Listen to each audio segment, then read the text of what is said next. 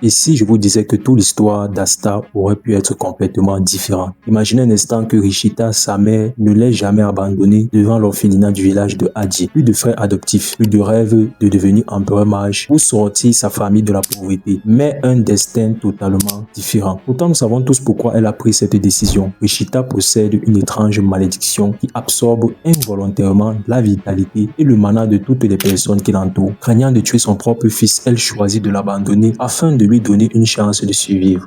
Mais ici, elle s'était trompée.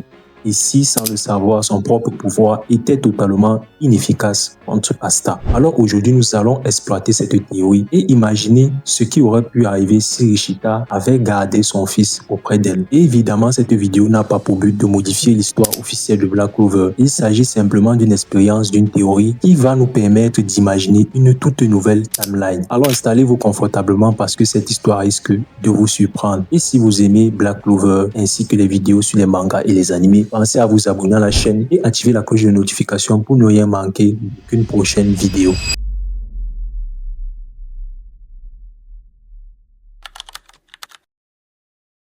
Tout le monde pense que Rishita n'avait pas le choix. À cause de son pouvoir, elle était persuadée que garder Asta auprès d'elle reviendrait à le condamner. Mais en réalité, plusieurs éléments de l'œuvre nous montrent qu'elle aurait très bien pu se tromper. Souvenez-vous de Henry, membre des Taureaux Noirs. Lui aussi possède une malédiction qui absorbe continuellement le mana de toutes les personnes vivant autour de lui, à tel point qu'aucun chevalier mage ne pouvait rester longtemps à ses côtés. Pourtant, Asta, lui, pouvait vivre avec Henry sans subir le moindre effet. Pourquoi? Parce qu'il ne possède absolument aucun mana. Et si cette logique s'appliquait également au pouvoir de Rishita, alors Asta aurait pu grandir à ses côtés sans courir le moindre danger. Le problème, c'est que Rishita l'ignorait totalement. Elle ne savait pas que son fils était né sans magie. Dans cette nouvelle histoire, Rishita décide donc de garder son enfant. Les années passent et plus Asta grandit, plus elle remarque quelque chose d'étrange. Son pouvoir n'a absolument aucun effet sur lui. Pour la première fois depuis très longtemps, Rishita peut enfin vivre auprès de quelqu'un sans crainte de lui faire du mal. Les jours passent paisiblement jusqu'au moment où un petit démon apparaît dans le monde des humains, Libé. Comme dans l'histoire originale, Rishita le recueille immédiatement. Elle lui offre un foyer, de la nourriture et surtout l'amour d'une mère. Rapidement, elle découvre que Libé lui aussi n'est absolument pas affecté par sa malédiction. À partir de ce jour, Rishita n'est plus seule. Elle vit désormais entourée de deux fils, Asta et Libé. Les deux garçons grandissent ensemble comme des véritables frères. Ils jouent, ils s'entraînent, ils traversent les épreuves de la vie sans se douter que leur bonheur allait bientôt prendre fin. Un jour, alors que Rishita se promène avec Asta et Libé, une présence monstrueuse envahit soudain les lieux. Lucifero, le roi des démons.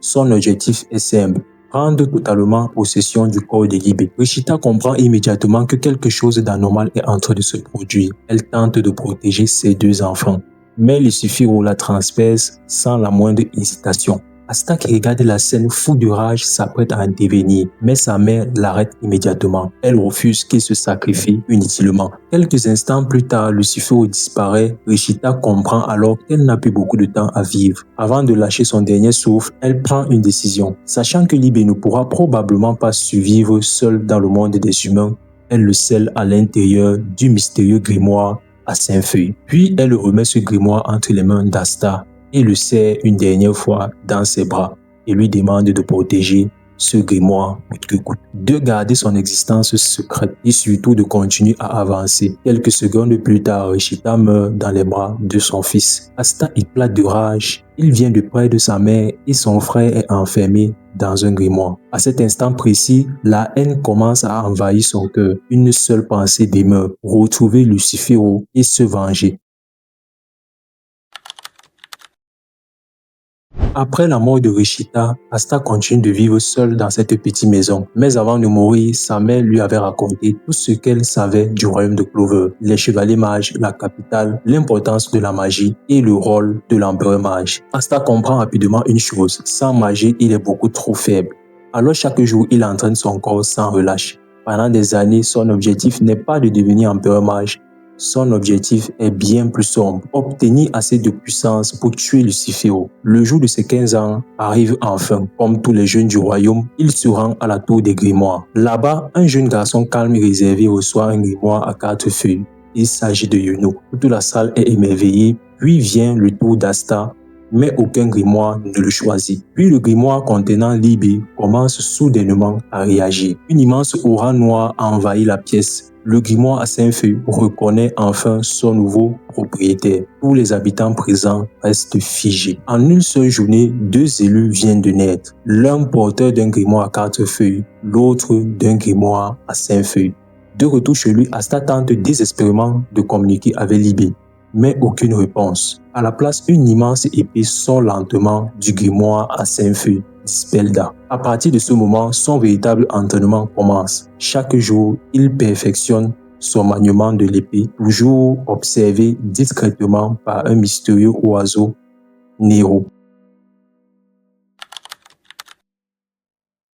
Quelques semaines plus tard, le grand jour arrive. Asta se rend dans la capitale pour passer l'examen de sélection des chevaliers mages. Comme prévu, toutes les épreuves de magie sont un désastre. Il échoue absolument tout. Les autres candidats éclatent de rire. Puis arrive l'épreuve de combat. Comme dans l'histoire originale, Seke décide de choisir Asta comme adversaire. Il pense obtenir une victoire facile contre un garçon incapable d'utiliser la magie.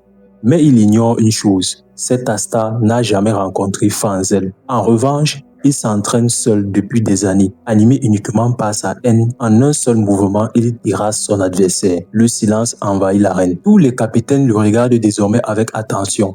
Un homme en particulier, Yami Sukehiro, grâce au qui il ressent immédiatement toute la rage qui habite Asta. Quelques instants plus tard, le jeune garçon au grimoire à 4 feux entre à son tour.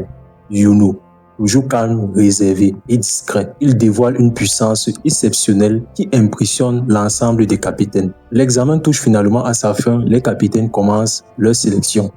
Comme dans l'histoire originale, tous veulent recruter Yuno. Mais cette fois-ci, Yuno n'a pas de rival. Il choisit simplement l'Aube d'Or afin d'aider plus rapidement financièrement sa famille adoptive. Puis vient le tour d'Asta. Personne ne lève la main. Personne sauf Yami. Avant de le recruter, il lui pose une question. Tu sais que tu ne possèdes aucune magie. Alors pourquoi veux-tu devenir chevalier mage? Asta le regarde droit dans les yeux et répond. Parce que je dois devenir le plus fort pour accomplir mon objectif. Yami ne voit ni de la peur ni de l'ambition. Il voit une détermination absolue et une haine si profonde. Un sourire apparaît sur son visage. Viens chez les tournois.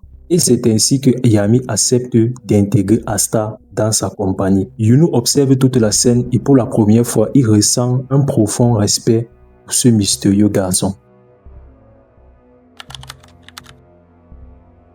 Accompagné de Yami et Finral et du mystérieux oiseau qui continue de le suivre, Asta découvre enfin le repère des taureaux noirs.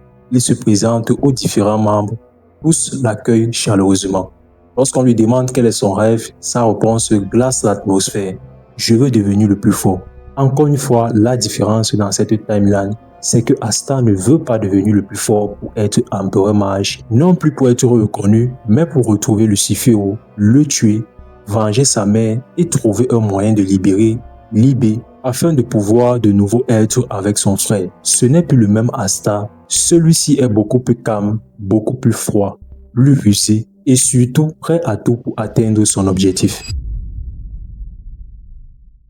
Et voilà jusqu'où pourrait aller cette histoire si Vegeta n'avait jamais abandonné Asta. Personnellement, je trouve que cette version donne naissance à un Asta totalement différent. Un Asta beaucoup plus sombre et guidé par la vengeance plutôt que par ses rêves. Et maintenant, j'aimerais connaître votre avis. Est-ce que cette théorie vous a plu? Qu'est-ce que vous auriez changé dans cette histoire? Dites-moi tout ce que vous en pensez en commentaire. Et surtout, si vous souhaitez que je continue cette timeline alternative avec la suite des aventures d'Asta, faites-le moi savoir.